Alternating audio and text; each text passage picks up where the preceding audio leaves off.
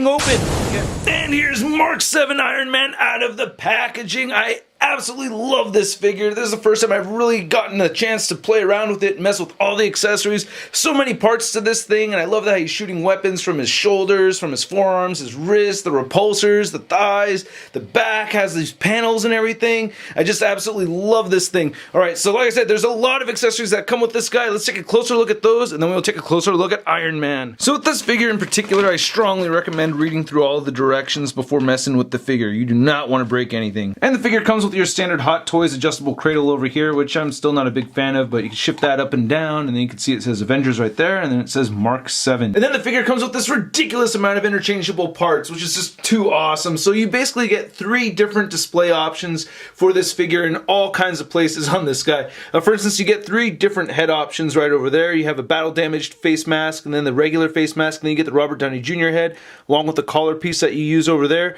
We also get 3 different options for the chest area. You get the battle damage, and then you get the regular chest plate, and then you can remove the chest plate. 3 different options right there for the shoulders, and then these little pieces right here is kind of like the bear one right there. You get these interchangeable arms, you get these missiles, you get 3 different sets of interchangeable hands, you get a pair of fisted hands, we get the repulsor blast hands, then we also get these super articulated hands right here, which are really cool because you could bend them right there at the thumb, and then they bend midway through at the thumb, and then you get joints right there at the knuckles, and then it bends twice on each finger, which is really cool. Then there's also batteries that come with this, which I'll show in a second, and then you get 3 different options for the thigh area too. Now this is the main helmet sculpt that we get with this figure. You can see he doesn't have any battle damage or anything like that, and I think this is a good sculpt.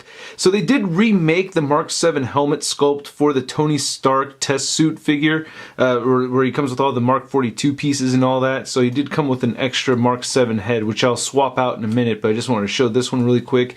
And then what you can do is you can lift up the face plate right here, and I believe when you first get this, it does come with the batteries already inside. Just flip the switch down right there. You can see on the inside of the faceplate we get a lot of nice detail, so that's looking really good. Anyway, you get some magnets that hold this together in place, and you just get that shifted on there, and that looks really nice. Very, very bright. I like that a lot. And then we can just swap this out for the battle damaged one and just put this right near, and that looks really cool too. I really love this battle damage that we get over here. That is just awesome. Just on the edges, you see that nice silver paint. Looks really dope, and I love that stained black that you get right here on the top of the head and everything. That looks really cool. And then to attach the Mark 42 test suit Mark 7 head sculpt, we just put that right on there, and it pegs in really nicely. And you can see it is slightly different, and when you do a side-by-side comparison between these two, you can see the differences. So this is definitely the wider helmet sculpt. This one's a lot more narrow, a little bit of black right there underneath around the eye section. I don't know. I think I like the original one a bit more though, right? I don't know. They're both pretty cool. And then to swap in the Tony Stark head sculpt, we got to remove this from the neck over here. So you want to pop that off. And then he does come with that collar piece. You want to make sure that little lip is facing upwards. Then grab the Robert Downey Jr. head and pop it on there, come on. Now I'd seen this head sculpt many times in a lot of pictures and many reviews and stuff, and it's always looked a little bit off and weird to me, but now that I have it in person, it looks equally as weird. I just don't think it looks dead on Robert Downey Jr. I just think it's a little bit off. I still think it has some really nice sculpt work and paint on it though. I will say this flesh tone looks really nice. You can even see some little wrinkles right there around the eyes. The beard and the mustache looks good. So, I mean, it's well done as far as the quality. I just don't think they nailed the likeness more than anything else. But the hair looks really nice on this. Nicely sculpted. Some nice browns and blacks mixed in there. Looking really good. Looking very natural. So, I don't think they did a terrible job on this. I just think it could look a little bit more like Robert Downey Jr. Alright, we got the battle damaged head back on there. Now, looking at these shoulder pieces, this is display option number 1. And you can remove these little panels over here. I don't particularly like this look because I feel like it makes the shoulders look very small. I don't know. And you just peel these off like so. So for the right side, I put this shoulder piece on, and then we have this alternate one right over here. Ooh, tiny paint chip right there already. Damn it. Anyway, looking at these, they both look really good. I like how you have these little deployed missiles right here. These little pods right here are detailed out very nicely. And then coming around the back, you could lift this up right there, and you could lift that up, and you can see right underneath we get a little bit of detail looking really nice. Same thing on this side over here. And then he has these flaps that lift up right over here too. And I think these are his stabilizers as opposed to being air brakes, because you get these little jet thingies right here. And that's the reason why I like this armor so much, because I was always irritated with Iron Man having to use his hands to stabilize. So having these right here in the back so he can fly around and then have his hands free to shoot repulsors, I think is awesome. And then you do have this button that you could switch down, and then we could come around back to the front, and then you could see his arc reactor gleaming, looking really, really nice. That is very bright. And then you can remove this right over here, and you can see all the details right there on the chest section. That looks really cool. And you can remove these side pieces right there, so you get this option going, get that off, and I really like the little details that we get right there. That looks awesome. Very, very nice look. And then you get this third option where you could attach the battle damage, and that battle damage is awesome. I like to add those two flaps on the sides again though. A little bit more complete having these on here, and that looks really sick. I love the silver and black right there.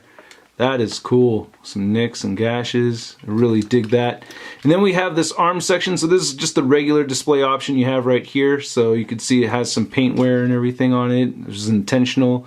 And then on this right side, you can get this little missile deployed, which I think looks really, really cool. And you can do the same thing on the left arm, as you saw in the beginning of the video. You could have missiles shooting out on both sides. And then you get interchangeable arms too. We're just going to demonstrate this on the left side. And all these interchangeable pieces have directions as far as which way you could turn them and everything. Oh yeah, and then there's the light up function right here on the hands too, so that works out really nicely.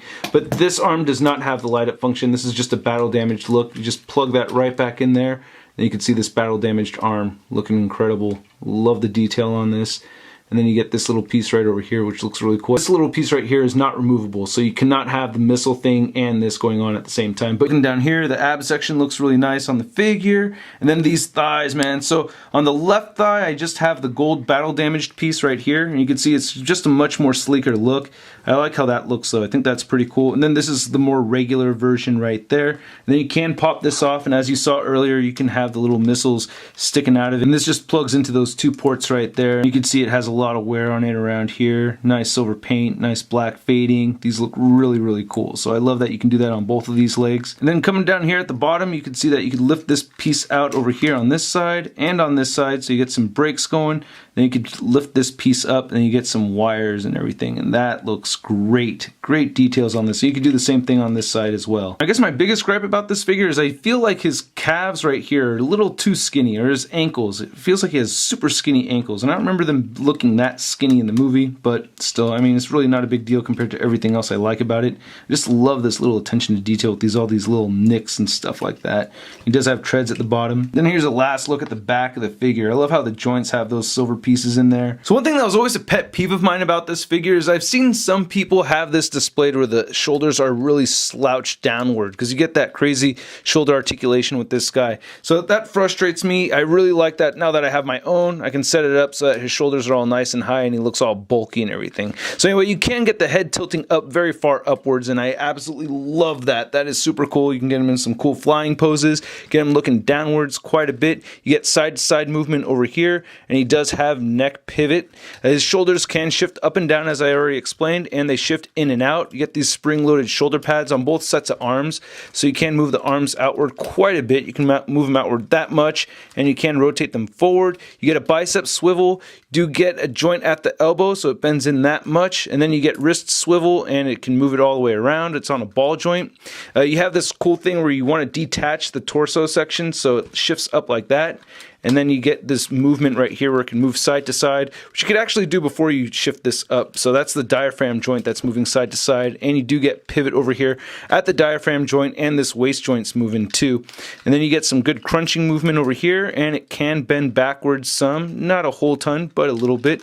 And then you also get some waist movement over here too. I could shift this waist side to side, and it does pivot a little bit right there at the waist too. So it doesn't really move too much, but you get some movement. You get the hip joints that move outward, not as much as I'd like them to, but you get that kind of movement with those.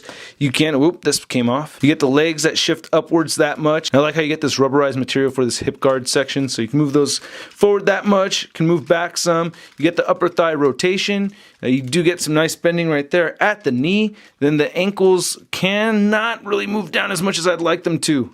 They do move up a little bit though, and you get these shifting panel pieces right here. You get two of those moving around in the front, one moving right here in the back, and then you you get toe articulation. It only bends a little bit, and you do get some ankle pivot, but it's very, very subtle. So now that we got old Shellhead back to his non-battle damaged mode, you can see that he's standing just a little under 13 inches tall. And then here's Mark 7 Iron Man next to the Tony Stark figure, and then we have the repainted stealth version of the Mark 7 right there, and then here's the die-cast Mark 43 Iron Man. Kind of funny that he's actually shorter than the Mark 7. Then to compare Mark 7 to some other Mark 7s, we have the NECA 1/4 scale Mark 7 way up there, we have the Figma 6-inch scale, and then we have the Hasbro 3 3/4 inch one. And then adding Mark 7 over here to my Avengers display, I really dig this. I think he fits into good scale with these other figures. I'm very, very happy. And then here's Mark 7 next to the Marvel Legends Big Time Letdown Spider-Man. You know, after all this time, I still have not tried one shawarma. Ooh, what's this? Ooh, leg rocket? Ow! So as much as I don't like the adjustable cradle, I can get this Iron Man figure in a flight pose without touching the ground or the base right there. So hey, that actually works, even though I still much prefer the dynamic pose stand.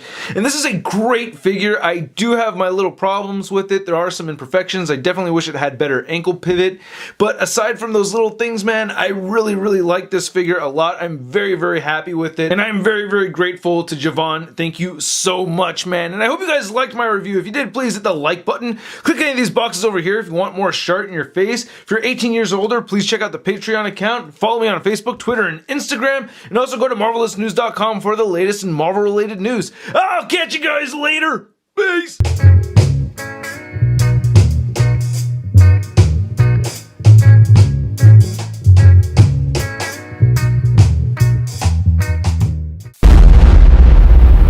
That's crispy. Wow.